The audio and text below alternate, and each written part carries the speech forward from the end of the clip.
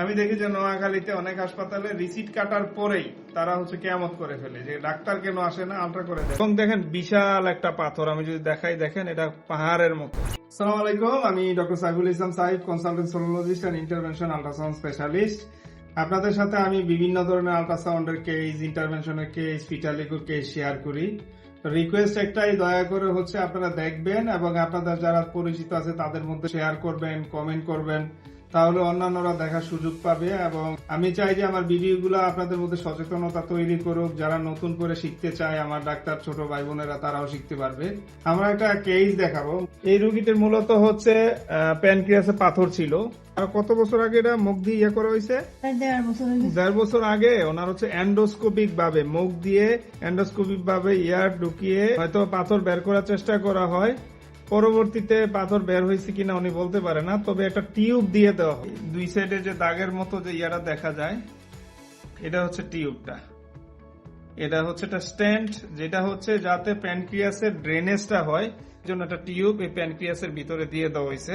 পাশাপাশি পাথর যে কিছু আছে এটা আমি দেখানোর চেষ্টা করব। দেখেন এমপিডিটা কিন্তু এত মোটা, আমরা কিন্তু প্যানক্রিয়াসের এমপিডি কখনো এত মোটা পাই না। দেখেন কি মোটা, প্রায় 14 মিলিমিটার। আমরা সাধারণত 2.5 মিলিমিটার উপরে গেলে ডাইলেটেড এমপিডি বলি। এবং দেখেন বিশাল একটা পাথর, আমি যদি দেখাই দেখেন এটা পাহাড়ের মতো। 3 সেন্টিমিটার উপরে, মানে 31 মিলিমিটার। কত বড় পাথর! আমার লাইফে দেখা প্যানক্রিয়াসে এর চেয়ে বড় পাথর আমি কখনো দেখি নাই, সেই জন্য আসলে ভিডিওটা করা। আরো ছোট ছোট পাথর আছে, এই যে নিচে দেখা যায় এগুলো পাথর, এই যে এখানেও পাথর আছে, ছোট ছোট এগুলো পাথর। রুগীটা ফিমেল দেখে তার চেস্ট দেখাচ্ছি না আমি।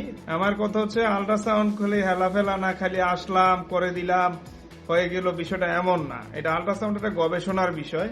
আপনি যদি সমস্যা ধরতে চান, আপনাকে রিসিট কাটার পর টাইম দিতে হবে। একজন অভিজ্ঞ সিনিয়র ডক্টর, নির্ভরযোগ্য ডক্টর আল্ট্রাসোনোগ্রাম করানোর জন্য আপনার অপেক্ষা করতে হবে। যেমন আমি দেখি যে নোয়াখালীতে অনেক হাসপাতালে রিসিট কাটার পরেই তারা কিয়ামত করে ফেলে যে ডাক্তার কেন আসে না, আলট্রা করে দেন। তখন যেটা করা হয়, চিন্তা করা হয় যেহেতু তার ভালো রিপোর্টের জন্য সে ওয়েট করবে না, তাহলে আমাদের হাতে যিনি আছে তাকে দিয়ে করাই দেওয়া হোক। যে কারণে দেখা গেছে যে অনেক সময় যিনি এক্সপেরিয়েন্সের দিক দিয়ে কিছুটা কম, এবং অথবা এই কেসটা আরেকজন ভালো করে ধরতে পারতো, এই বিষয়গুলোর কারণে হয়তো হাতে যে আছে তাকে দিয়ে করে দেওয়া হয়। তো আমি রিকোয়েস্ট করবো, যারা আমাকে দিয়ে আল্ট্রাসোনোগ্রাম করতে চান, নোয়াখালীতে যে সকল পেশেন্টরা করতে চান, অবশ্যই ধৈর্য নিয়ে বসতে হবে।